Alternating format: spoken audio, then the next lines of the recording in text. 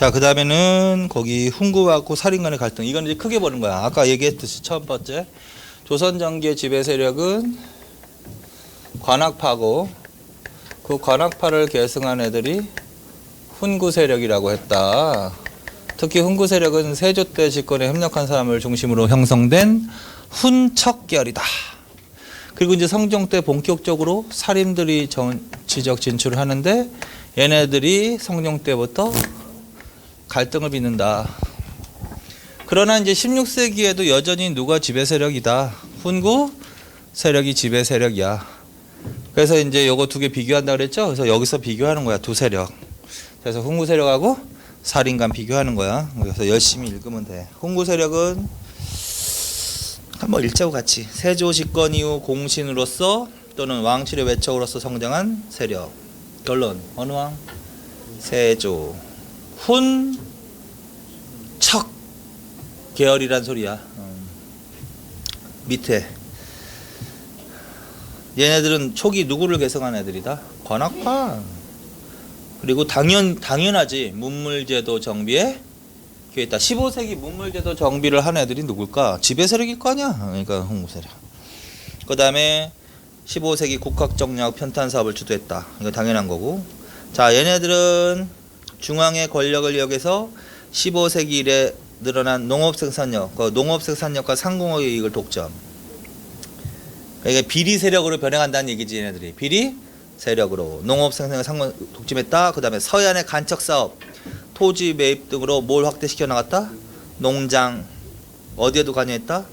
대무역, 곡물의 박납의 폐단에도 관여했다. 그런 얘기가 나오면 어쨌든 폐단을 저지르는 세력 아니야 얘네들이. 이익을 독점하고 있는 애들 아니야. 그럼 뭘로 간다? 훈구 세력으로 간다. 그래서 간단하게는 가해가지고 이렇게도 문장이 나오거든 그대로. 그럼 이들에 대한 설명으로 맞는 것은 하면은 밑에 얘네들은 뭘 강조한다? 치국, 나라를 다스리는 거. 뭘 중시한다? 주례. 뭘 추구했다? 중앙집권과 부국강병과 민생안정. 밑에 얘네들은 뭘 중시했다? 사장학. 그 다음에 공리주의, 경물, 치지, 경험적 학풍이다. 얘들은 성리학만 강조했다. 성리학 이외에 다른 사상에 대해서도 비교적 관대했다. 비교적 관대. 얘네들은 기자를 더 중시했다. 단군을 더 중시했다. 단군 국조. 무슨 의식이 좀 강했다? 민족의식. 자, 살인파로 가. 살인파는 고려 말 역성혁명에 반대한 정몽주 길제약통을 계승. 확인만 하면 되지. 15세기 무슨 경제적으로는 중소 지주, 성리학의 충실, 영남과 기호지방. 어느 때부터 본격적으로 진출했다? 성종. 어디를 주로 진출했다?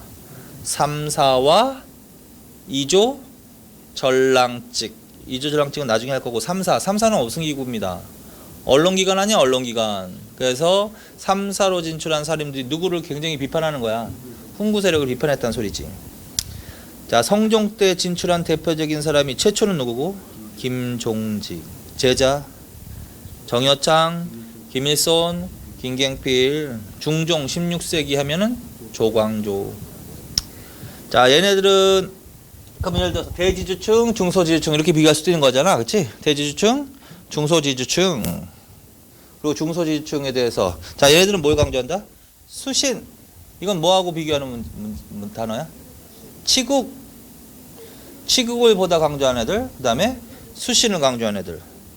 의리, 도덕, 왕도 정치. 자, 사림은 어떠한 정치를 추구했다? 의리나 도덕의 바탕을 둔 왕도 정치. 그래서 아까 조광조나 뭐 김종직 할 때도 이 단어가 나왔었죠.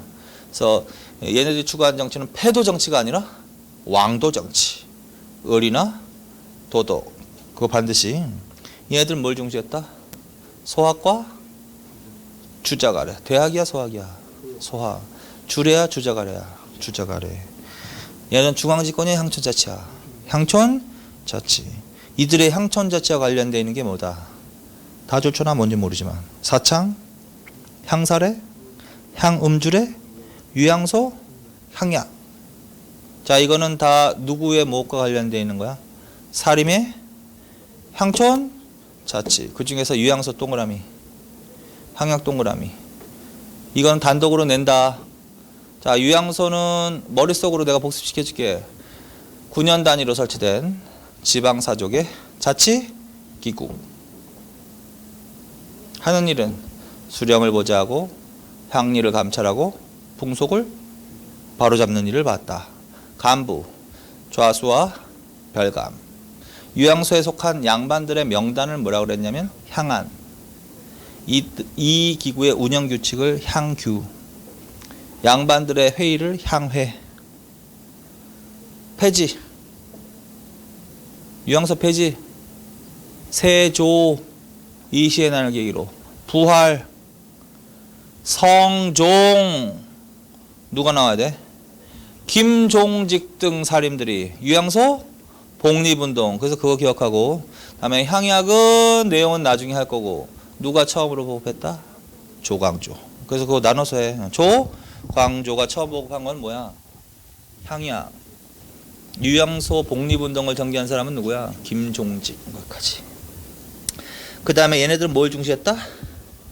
경학. 경학은 뭐하고 비교하는 단어일까? 사장학이냐 경학이냐야. 그래서 사장학이 중시되었다 홍국. 경학을 중시했다 사림. 그럼 15세기에는 무슨 학문이 발달했다? 사장학. 16세기부터는 무슨 학이 발달할 것 같다? 경학. 그 다음에 공리주의는 배격하고 관념적 학풍이다. 경험적 학풍, 관념적 학풍. 자, 그 다음에 얘네들은 성리학만을 중시하고 다른 사상은 어떻게 했다? 배척. 비교적 관대. 배척. 그렇게 계속 비교하시는 거예요. 그 다음에 얘네들은 단군보다는 누구를? 기자를. 무엇으로?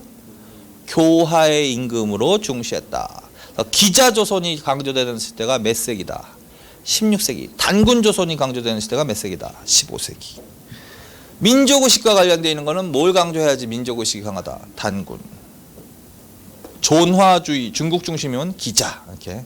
자, 그래서 계속 비교하시라고요. 그래서 이건 문제 단독으로 내는 거야. 그래서 관학파하고 훈구파하고 성격 비교. 그리고 이거는 해놨으니까 다시 보면 되고 넘기세요. 그 다음에 이제 그 두 세력 간의 갈등 때문에 일어나는 사건이 뭐야? 사화가 나오지. 이제 사화 정리한다. 연산군 때 최초로 사화가 일어났습니다. 그거 무오사화. 그 다음에 갑자, 무오갑자. 그 다음에 구테타 일어났어. 중종 반정. 그리고 중종 때도 또 사림을 등용했어. 누구? 조광조. 그래서 조광조 등 사림들이 급진적인 개혁 정책을 추진했다. 그래서 이 사람이 원인이 되어서 무슨 사화가 일어난다? 기묘 사화. 그 다음에 명종 때, 뭐을 사사사. 그래서 무오갑자, 기묘사. 그래서 이거 정리하는 거야 지금. 자, 첫째, 자 무오사화는 어느 때? 연산군 때. 원인은 사초줄, 조의제문줄. 사초에 실린 무슨 글이 문제가 돼서 일어났다? 조의제문. 그래서 사초가 원인이 되어 이렇게 해도 되고, 조의제문. 그래서 사초, 조의제문 기억해 무조건. 사초,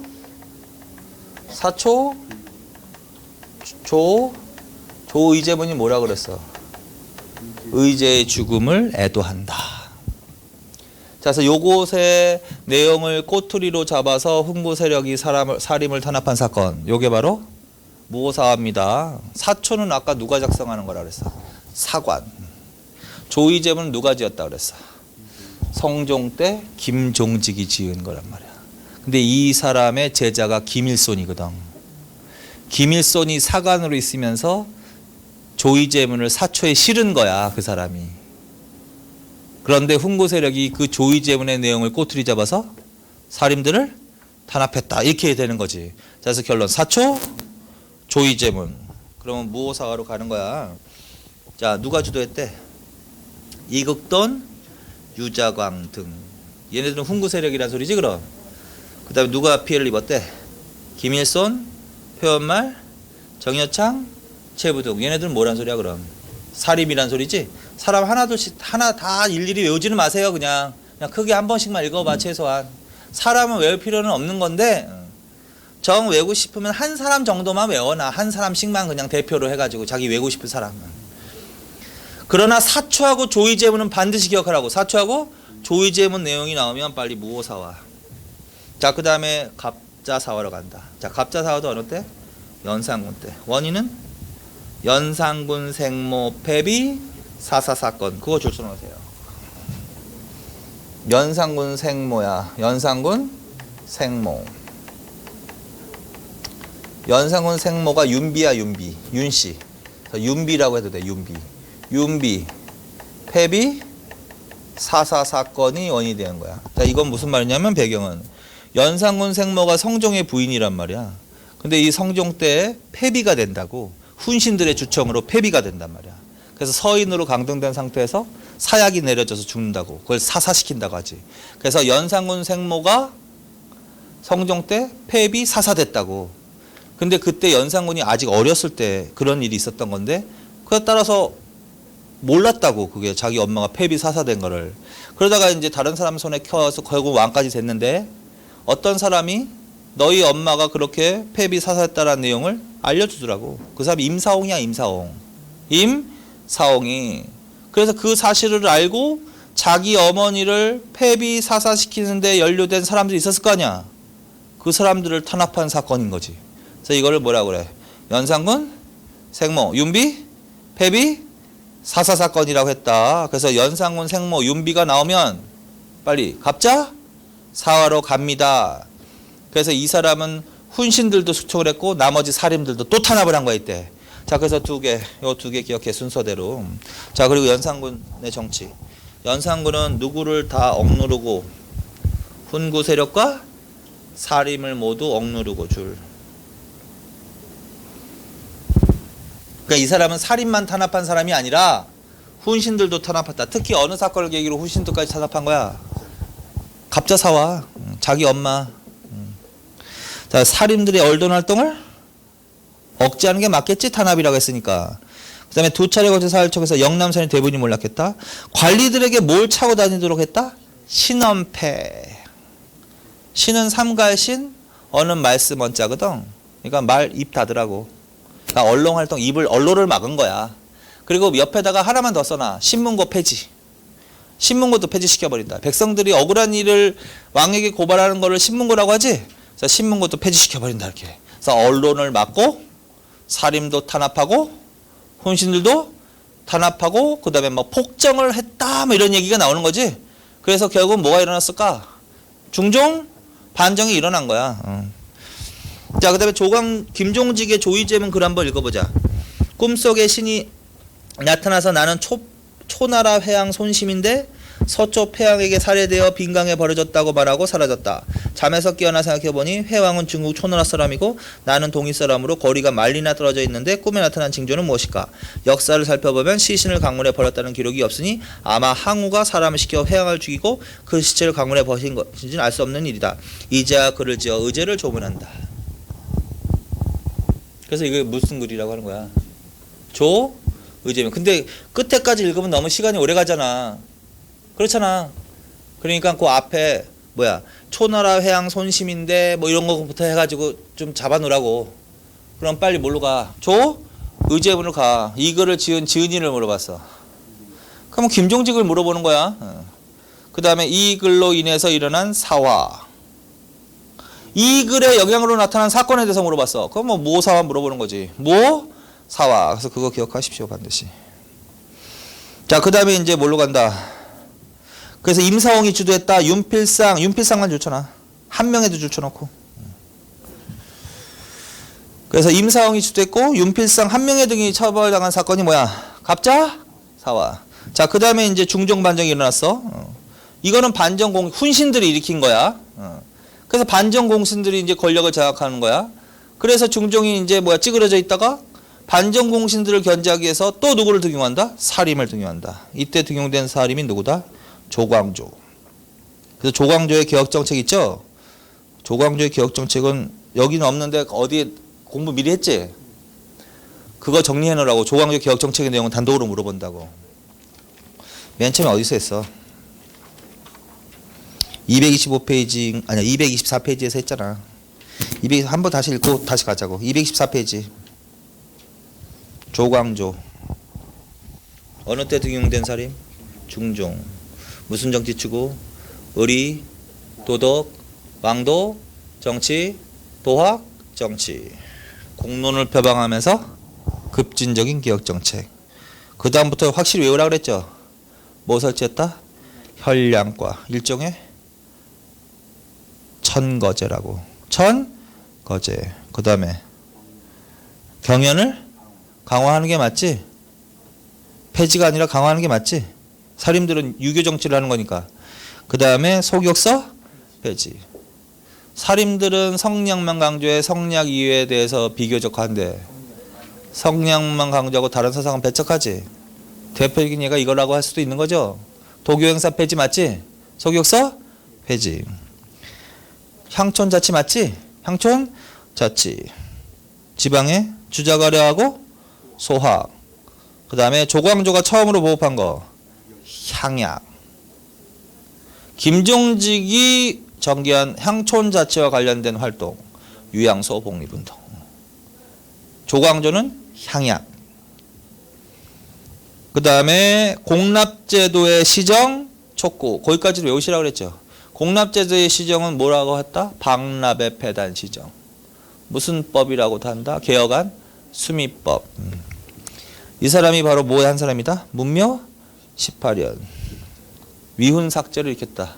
맞지? 다시 가. 사화로.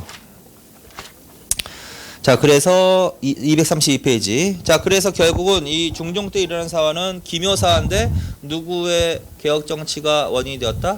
조광조 급진적인 개혁 정치에서 개혁 정책의 내용 있죠? 그 별표 쳐놓고 구체적으로 아까 그 박스를 통해서 외우라고요. 반드시 조광조 개혁 정책은 단독으로 물어보니까. 그리고 결정적인 사건 이 사건이야. 그걸 포함해서 어쨌든 기묘사는 뭐가 나와야 돼? 조광조의 정책이 나오거나 아니면 조광조가 뭘 일으켰다? 위훈 삭제 사건을 일으켰다. 위훈 삭제. 자, 이게 무슨 말이냐면 여기서 훈은 뭐라고 했어? 아까 훈신에서 공신들 말하는 거지. 공신들. 그래서 반정 공신들이 있을 거 아니야. 걔네들이 훈구 세력이야 여전히. 그러니까 걔네들이 권력을 좌지우지한 거야. 그래서 걔네들을 타겟으로 공신들의 공을 다시 재조사해야 됩니다. 그래서 실제로 공이 없는데도 있는 것처럼 가짜로 공신책봉을 받은 사람은 그 자격을 박탈시켜야 하면 대충 그런 내용인 거지. 그걸 위훈, 위가 가짜란 뜻이잖아. 위훈 삭제하자. 타겟을 그냥 직접 반정공신을 타겟을 한 거지. 그래서 이게 바로 뭐야? 기묘 사화의 배경이 됐다고. 그래서 그거 기억하라고 무조건. 조광조의 개혁 정책, 구체적으로 뭐 혈량가가 나오든 뭐가 나오든 어쨌든 그거와 플러스 위훈 삭제 기억하라고. 그럼 무슨 사화 물어보는 거야? 기묘 사화. 누가 주도했대? 남곤 심정 정도만. 그래서 이때 조광조 등 사림이 탈함을 받았다. 조광조가 능주로 귀양을 가서 사사됐다. 이때 이제 사료 지문이 나올 수 있는 게 그것도 나올 수 있는 거야. 이때 이제 훈구 세력이 이 조광조 등 사림을 탄압하기 위해서 유언비어를 막 퍼뜨리는 거야. 나무님에다 뭐라고 써놓고 주초위왕이라고 써놓고 꿀을 발라놓고 벌레가 이게 파먹게 한 거야. 그래서 그것을 이제 주초를 합치면 조가 되거든. 그래서 조 씨가 왕이 되고자 한다 이런 유언비어를 퍼뜨려서 왕에게 그거를 보여주고서 탄압하게 만든 거야. 그래서 주초, 위양, 나뭇잎 이런 거 나오면 이거 기묘사화구나. 기묘사화 그렇게. 그 다음에 국가직에서 한번 이 조광조의 시조가 한번 나온 적이 있단 말이야. 그리고 사람을 물어본 적이 있단 말이야. 그래서 그 두 개 써 있는 게 바로 누구의 시야? 조광조의 시조입니다. 그 앞에 게 나왔었어. 앞에 게. 임금 사랑을 아버지 사랑하지 잘고 이거 있죠 왜? 그게 바로 기출 문제로 한번 나왔던 시조야. 누구의 시조로? 조광조의 시조로. 그러니까 밑에까지 한번 읽어봐. 그래서 어쨌든 요 시조 주면 누구 물어보는 거야? 조광조 물어보는 거고 기묘사화. 근데 만약에 이제 섞어서 만약에 그 자체를 내용을 자체를 틀리게 할 수도 있지만 누구하고 섞어서 그 사람의 지문을 싹 하나 집어넣을까? 김종직의 지문을 하나 싹 집어넣을 가능성이 있단 말이야. 그것만 조심하는 거야. 그래서 자꾸 나누라는 거야. 자, 거기까지 했다. 자, 그 다음에 이제 명종으로 간다. 명종 때 무슨 사화가 일어난다? 을사사화. 을사사화는 왜 일어난다? 외척간 다툼. 왕위 계승을 둘러싼 외척간 다툼. 이때 외척이 누구하고 다퉜다? 소윤과 대윤과 소윤. 소윤과 대윤. 소윤은 누구야? 윤원형. 대윤은 유님. 그래서 사료지문이 나와도 이런 사람들 나온단 말이야. 그냥 기억하라고. 그래서 뭐 윤원형, 유님 이런 애들이 나오면 빨리 이거 물어보는 거구나. 아니면 소윤, 대윤, 윤원 같은 윤씨니까 가리기 위해서 소대를 붙인 거지. 그래서 소윤, 윤원형을 중심으로 하는 소윤 세력과 유님을 중심으로 하는 대윤 세력. 근데 얘네들이 다 무슨 세력이라는 거야? 외척 세력이라는 거지. 근데 이 소윤이 명종의 외척이야. 명종의 외척. 명종의 외척이고 요 사이에 인종이 있거든. 인종의 외축이 대윤이거든. 대윤. 근데 이건 어느 때 일어난 사화야? 명종 때 일어났으니까 누가 가해자겠다? 명종의 외척이 가해자겠지. 그래서 명종의 외척인 소윤 세력이 인종의 외척 세력인 유님 등 대윤 세력을 탄압한 사건. 그리고 이때 이 외척과 살인들이 연결돼 있었거든. 그래서 살인들도 또 피해를 입는 거야. 자, 그래서 이런 내용이 나오면 빨리 무슨 사화로 간다? 을사사화로 간다. 자, 그래서 외척과 왕위 계승을 둘러싼 갈등, 윤원형 등 소윤, 유님 등 대윤. 그래서 반드시 그걸 좀 외우시라고. 자, 그래서 요거 4개 순서들 알아라. 이거 순서 바로 잡는 문제도 나온단 말이야. 그래서 무호, 갑자, 기묘, 을사인데 내용별로 순서를 주면 사초나 조의제문 내용이 가장 먼저 나오겠지. 그 다음에 윤비, 폐비, 사사사건이 두 번째로 나오겠지. 그 다음에 조광조의 개혁정책의 내용이 세 번째로 나오겠지. 마지막으로 대윤, 소윤 얘기가 네 번째로 나오겠지. 그래서 그거 계속 기억하라고. 자, 그래서 여기까지 합시다. 자, 그래서 여기까지가 사화입니다. 자, 그 다음에 이제 233페이지에 조선정계 대외관계까지만 하고 그만하자고. 자, 조선정계 대외 관계로 간다. 이제 대외 관계로 가는 거야. 자, 조선정계 정치는 이제 마지막 편으로 가는 거야. 대외 관계. 자, 첫째. 자, 조선정계 대외 관계는 무슨 세계관에서 나오는 거다? 성리학적 세계관. 줄쳐놔 일단 기본적으로. 이거는 뭐 대외 관계뿐만 아니라 조선의 기본 정책은 다 무엇에서 나온다? 성리학에서 나오는 거야. 그래서 조선의 3대 정책이 아까 태조 때 아까 뭐 있었지? 농본, 억상 정책. 무슨 뜻이야 이거는? 농업을 근본. 그러니까 농업은 장려하는 거고 상공업은 억제하는 거란 말이야. 그 다음에 억불, 숭유. 유학, 성리학은 강조하고 숭상하고 불교는 억압한다. 그 다음에 뭐야? 4대 교린. 이거 다 성리학에서 나오는 거야 그냥 결론은. 그래서 성리학은 농업을 중시하고 상공업을 중시하는 학문이 아니라고 이 학문이라는 게. 성리학은 조금 화이 사상이 들어가 있거든. 뭐? 화이 사상. 그래서 유교 국가를 강조하지 유교 국가가 아닌 오랑캐는 멸시해. 그리고 성리학 이외 다른 사상은 그래서 배척하는 거야. 그래서 억불숭유도 당연히 거기서 나오는 거고 그건 당연한 거고. 그 다음에 화이 사상이 있다. 무슨 사상? 화이 사상. 그래서 여기서 화와 이를 좀 해석을 하면 성리학자들은 세상을 화와 이로 구분해서 보는 거야. 화는 문화적 선진국이야. 문화국가야. 문화국가. 근데 거기서 문화국가란 유교국가를 말하는 거야. 그러니까 유교를 알고 있는 유교국가를 화로 보는 거야. 화. 그 다음에 유교를 모르는 나라를 오랑캐라고 멸시하는 거야. 그건 이라고 하는 거야. 이는 오랑캐. 그래서 화는 문화적인 선진국, 이는 오랑캐라고 한다. 그래서 이 세상에는 화와 이로 이루어져 있다. 화는 가깝게 지내지만 따라서 화는 가깝게 지내지만 오랑캐는 배척한다. 그런 기본적인 사상이 들어가 있는 학문이라고 이 학문이. 근데 이 학문은 사실은 우리나라 전통 학문이 아니잖아. 중국 애들에서 나온 거잖아. 그러니까 중국 애들이 기본적으로 갖고 있는 사고방식이야. 그래서 중국 애들은 자기가 화야. 자기만 화야. 중국이 화라고. 그래서 중화라고 하는 거야, 중화. 그리고 자신이 세상의 중심인 거야. 그리고 나머지 나라는 다 오랑캐라고 여기는 거야. 이렇게. 그러한 사상을 그대로 계승한 게 바로 조선의 성략자들이야. 따라서 조선 사람들도 중화 명나라야, 명나라. 명나라는 중화야, 중화. 그리고 걔네들을 계승한 명나라는 조선을 오랑캐라고 여기지만 우리나라 입장에서는 우리나라를 나 자신을 오랑캐라고는 안 해. 중화를 계승한 유일한 작은 중화다. 그래서 소중화라고 부르는 거야. 조선은 소중화. 그리고 조선도 마찬가지로 명은 중화로서 존중을 하지만 나머지 북쪽의 여진족이라든가 어쨌든 명을 제한 나머지 민족이나 나라는 다 멸시하는 거야. 오랑캐라고.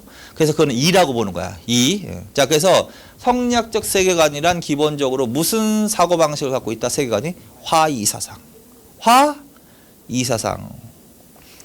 자, 화와 이의 구분은 문화로 나누는 거야? 아니면 현실적인 힘으로 나누는 거야? 현실적인 힘은 절대 중요하지 않아. 얘네들은 뭐야? 문화적인 선진국이다. 오랑캐다 이렇게. 따라서 이걸 화이사상이라고 한다. 그러면 성리학이 더 강조된다는 것은 무슨 사상이 더 강조되는 소리야? 화이사상이 더욱더 강조된다 이런 소리겠지? 그러면 성리학이 15세기에 더 강조됐겠어요? 16세기에 가면 더 강조되겠어? 16세기에 가면 더 강조될 것 같은데 누구 때문에? 살인들 때문에. 그래서 기본적으로 15세기에도 화이사상이 있어. 그러나 몇 세기 가면 더 강해질 것 같다? 16세기 이후에서 조선 후기로 가면 화이사상이 더 강해지는 거야. 자, 그래서 어쨌든 이걸 이해하라고. 이게 조선 후기 할 때도 굉장히 잘 나오니까. 그래서 화이사상에 의해서 화는 존중하고 오랑캐는 어떻게 한다? 배척한다. 근데 화에 해당되는 나라가 어느 나라다? 명나라다. 명나라. 그래서 나머지는 다 오랑캐야, 오랑캐. 뭐 북방의 여진족, 남쪽의 외, 일본, 기타 동남아 각국 등. 그런데 얘 명나라는 화긴 같은 화지만 얘네들은 큰 화잖아. 대국이잖아. 그래서 섬기는 거야. 그래서 그걸 사대라고 하는 거지. 사대. 그래서 명에 대해서는 무슨 정책을 한다? 사대 정책. 큰 나라로서 섬긴단 말이야. 사대 정책. 반면에 얘네들과의 관계는 조선 입장에서 보면 조선이 화고 얘네들이 오랑캐란 말이야. 그럼 나는 화긴 화인데 작은 화란 말이야. 그래서 소중화의식이야. 소중화의식. 그러면 소중화의식은 문화적인 우월감이야. 얘네들에 대한 문화적인 우월감이야. 문화적인 열등감이야. 문화적인 우월감이라고 해야 돼. 그래서 우월감에 입각해서 얘네들한테는 4대 정책은 안 하고 일단 기본적으로는 아예 교류를 안 했으면 좋아. 근데 안 할 수도 없어. 왜? 자꾸 침범을 하니까. 그래서 얘네들에 대해서는 강경책을 쓰기도 하고 얘네들이 필요로 하는 무역을 허용해 줌으로써 친선 정책을 펴기도 하다. 그래서 얘네들은 그러한 정책을 교린 정책이라고 한다. 교린. 그래서 교린 정책은 이렇게 되어 있어. 내용적으로는 강경과 회유책으로. 강경과 회유책으로. 그래서 이걸 이해도 해. 자, 조선시대 대외 정책은 4대 교린 정책입니다. 기본적으로 어느 학문에서 튀어나온 성리학의 화이사상의 바탕을 두고 있습니다. 4대 정책이란 화에 대한 정책이고 원래 친선관계를 유지하는 나라고 어느 나라에 대한 관계입니다. 명. 그런데 형식적으로는 군신관계를 맺고 있는 거지.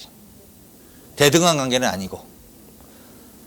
자, 그 다음에 이 오랑캐에 대한 정책은 교린 정책이라고 합니다. 그래서 여진, 일본, 외구 이런 애들한테는 교린 정책을 했다고 해야 됩니다. 내용적으로는 강경책과 회유책을 동시에 구사했습니다. 이렇게 하는 거라고. 그래서 이해를 하시라고. 이해를 하시고 이제 공부해. 자, 성리학적 세계관 뭐가 있다? 화에 대한 정책은 뭐다? 4대. 이에 대한 정책은 교린. 4대는 누구 어느 나라에 대한 정책이야? 명. 눈으로 읽어. 문화적 선진국을 인식해서 명과의 관계를 말한다. 문화적 선진국으로 친선관계 줄. 그러나 군신관계를 맺고 있다 그랬지? 그래서 신하의 나라로 들어갔지만 실제로 주권을 뺏긴 건 아니고 조선이 그럼 왜 군신관계를 맺고 명과 적극적으로 교류하려고 했느냐? 다른 목적이 있다라는 거야. 문화적인 목적, 경제적인 목적, 아니면 정치적인 목적.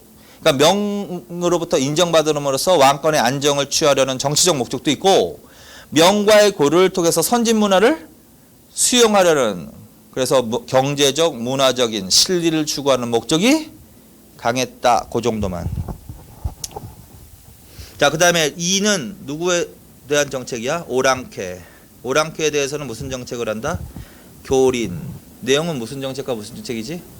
강경과 회유체. 그래서 명을 제한 나머지 기타 나라는 뭐야? 교린 정책의 대상입니다. 내용은 강경과 회유체. 그렇게 인식해. 그리고 얘네들하고는 교류를 하더라도 무제한적인 교류를 허용한다. 그러면 안 돼. 제한된 교류, 통제하의 교류, 이런 식으로 가는 거지. 자, 더 들어간다. 또 한다. 자, 명과의 관계. 자, 명과의 관계는 화야 이야. 화. 친선이야, 강경과 회유야. 친선. 일명 사대. 형식적으로는 군신 관계를 맺고 있었지만 명으로부터 선진 문화를 수용하려는 실리를 추구하려는 목적이 컸다. 그러나 태조 때는 명과 갈등이 있기도 했다. 그래서 명과의 갈등, 국초 갈등은 특히 태조 때야. 태조 때. 그리고 그거 줄 다 쳐놔. 자, 그러면 태조 때 왜 명과의 갈등이 있었느냐? 첫째, 무슨 문제가 있었다? 요동정벌 추진. 또 무슨 문제가 있었다? 명에 지나친 공물 요구. 또 무슨 문제가 있었다? 여진. 또 무슨 문제가 있었다? 종계 변무. 종계 변무란 이성계에 관한 잘못된 기록을 수정해 달라. 그러니까 명나라 기록에 이성계 집안이 잘못 기록되어 있는 거야. 원래 이성계는 함경도 토호 이자춘의 아들인데 그 우왕 때 보수 세력인 이인임의 아들이라고 잘못 기록되어 있었던 거야. 그걸 조선이 알고 그 기록을 수정해 달라. 그랬더니 수정해 주지 않고 계속 시비를 걸었던 거야. 그래서 이성계에 관한 기록 수정 요구 그렇게 알아도 맞지? 그게 뭐라 그래? 종계 변무 문제로 한다. 그 다음에 또 무슨 문제가 있다? 표전 문제. 표전은 외교 문서를 말하는 거거든. 그래서 명나라가 외교 문서상에 무리한 문구가 있다라고 시비를 건 사건이야. 그걸 표전 문제 그렇게 알아도. 이거 한번 지방직에서 기출문제로 나왔던 거야. 국초에 조선과 명이 갈등을 빚었던 문제가 아닌 것은 이렇게 한번 나온 적이 있다고. 그때 잘못된 내용이 어떻게 나왔냐면 명에서 보통 조공을 그러니까 명에서 조선에 주는 물건을 회사한다 그러던 명으로부터 회사되는 물건의 양이 적다고 조선이 불만을 가졌다 이렇게 나왔다고. 조선이 시비를 거는 게 아니야 이거 지금 다. 명나라가 시비를 거는 거지. 오히려 어떻게 명이 지나친 공물을 요구해서 갈등이 생기는 거지. 그래서 그렇게 한번 나온 적이 있단 말이야. 그래서 한번 줄쳐 놓으라는 거고. 자, 그 다음에 친선관계를 유지했다. 그러면 이제 정기적으로 뭘 파견한다? 사신을 파견한다. 그래서 4개 줄쳐놔. 하정사, 성절사, 천추사, 동지사. 요거는 조선 전기 어디에 파견된? 명에 파견된 무엇의 이름이야? 정기 사신의 이름이야. 그래서 연초에 보내는 거 뭐 황제 생일날, 황태자 생일날, 연말 그렇게 표현한 거란 말이야 지금. 그래서 그거 4개 줄쳐놓고 그냥 그 밖에 비정기 사신이 있다. 자, 그 다음에 이제 명과 조선과의 교류를 통해서 무엇과 무엇이 이루어진다?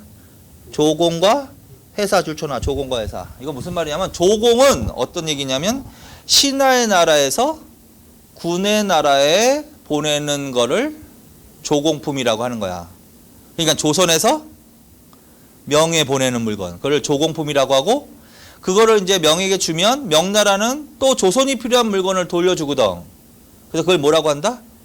회사라고 하는 거야. 그래서 회사는 명에서 조선에 주는 물건, 회사품.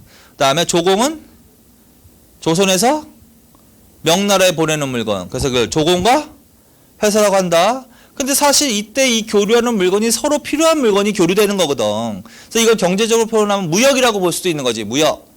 그래서 이걸 조공무역이라고도 하는 거야. 조공무역. 그래서 조공무역은 결국은 공무역이야, 사무역이야? 공무역이 되는 거죠, 결국은요. 공무역. 자, 그래서 그거. 그래서 구체적인 물건으로는 뭐가 있다? 그냥 줄만 쳐놔 미리. 종이, 붓, 인삼, 화문서, 금은 도자기 등 줄.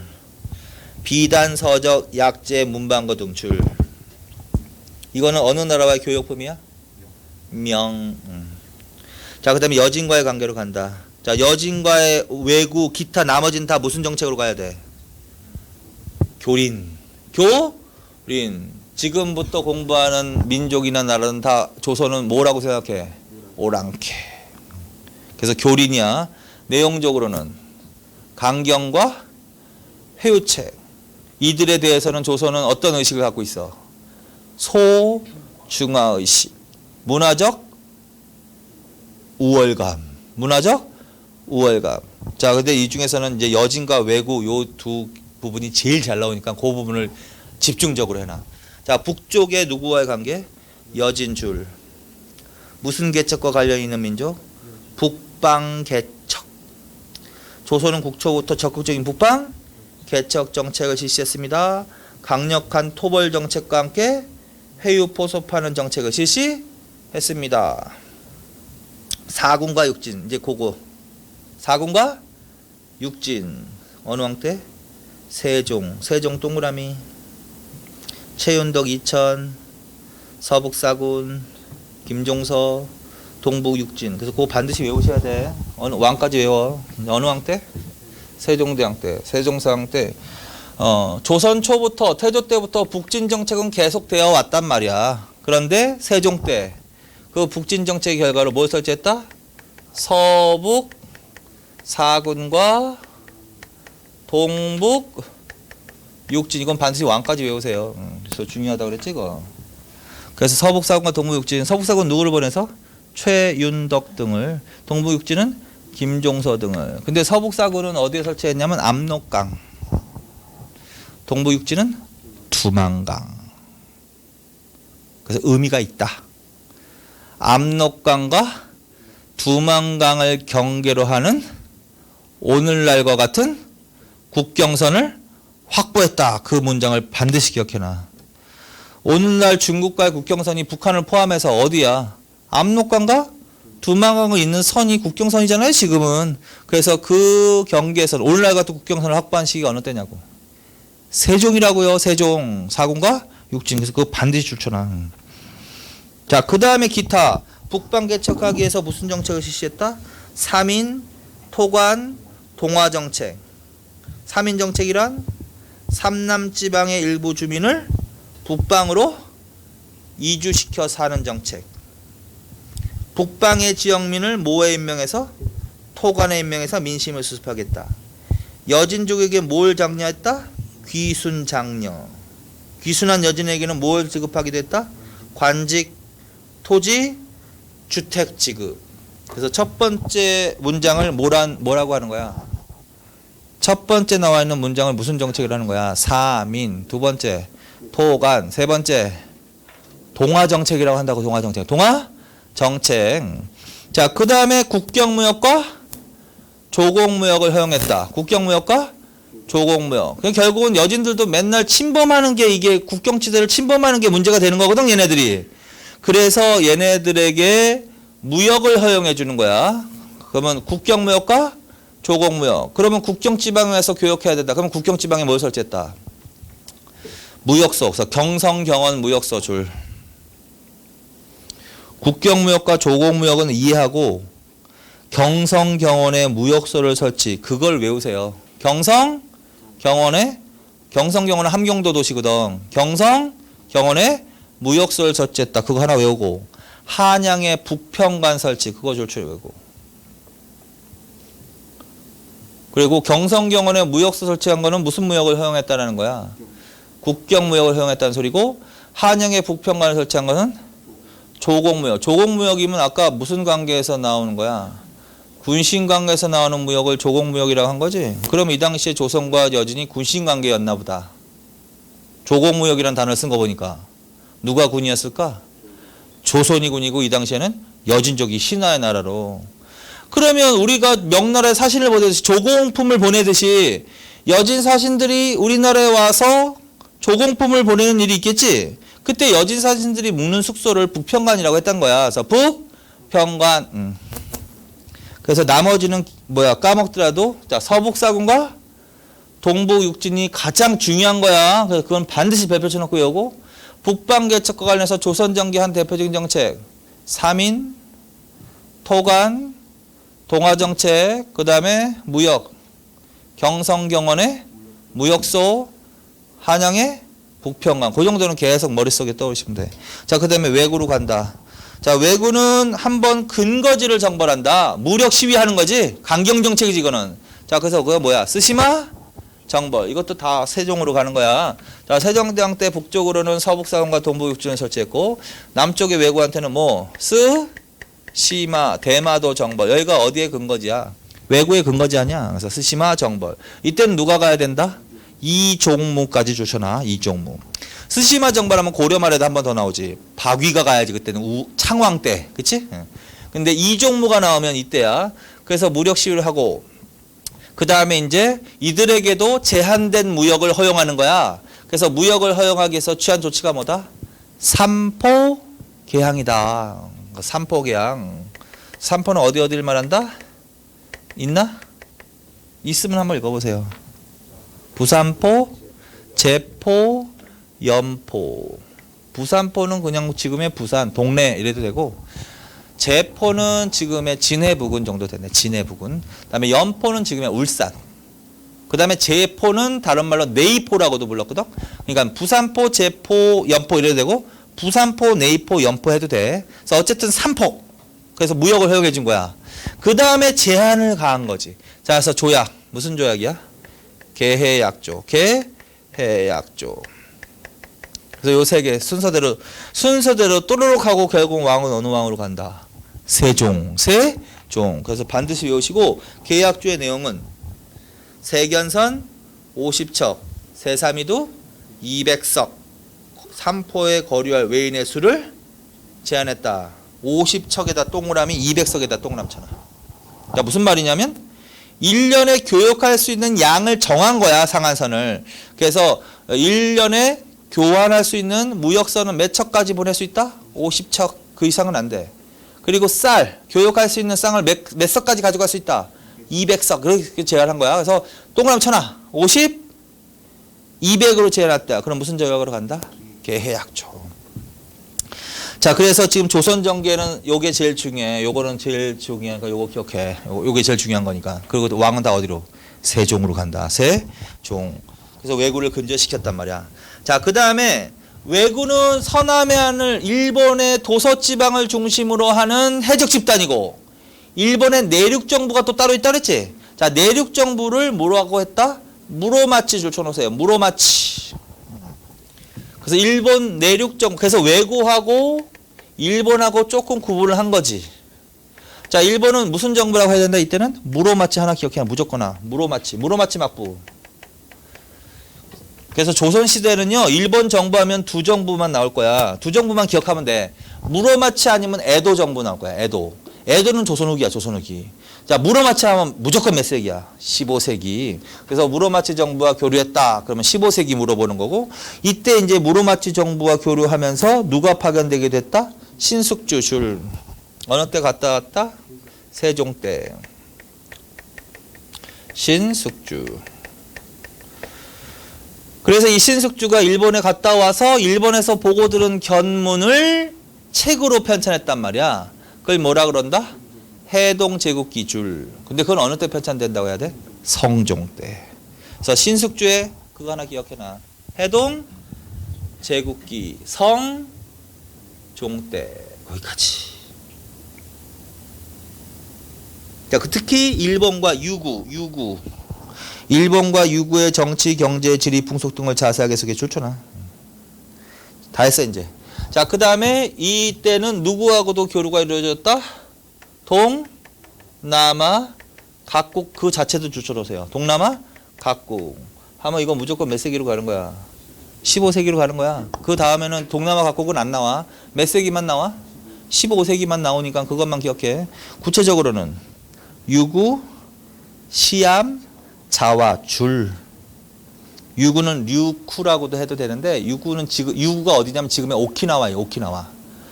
지금은 오키나와가 일본 영토로 다 들어간 거지. 근데 옛날엔 다른 나라였단 말이야. 그래서 유구 오키나와. 그다음에 시암은 아마 태국 정도로 가도 되겠다. 태국. 그다음에 자와는 자바. 인도네시아 정도로 가면 되겠다. 그래서 유구, 시암, 자와와도 교류가 이루어졌다. 그럼 몇 세기로 간다? 그냥 15세기 그 정도. 특히 어느 나라와의 교류가 활발했다? 유구와의 교류가 활발했다. 그래서 유구에 뭘 전해줬다?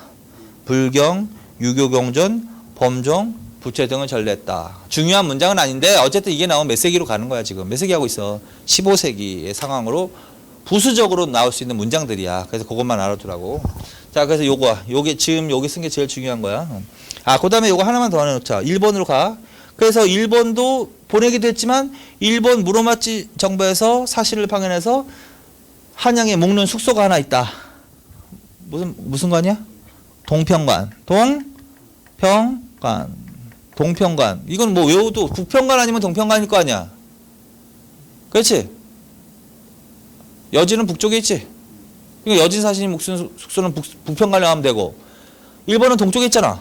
그럼 동평관이라고 하면 되지. 뭐 특별하게 외울 것도 없잖아. 자, 그래서 여기까지. 내 얼굴을 보지 말고 없나? 없구나. 거기다 써. 거기다 무로마치 정부 있죠? 거기다 써. 거기 밑에다가 한양 동평관이라고 써. 한양 동평관이라고.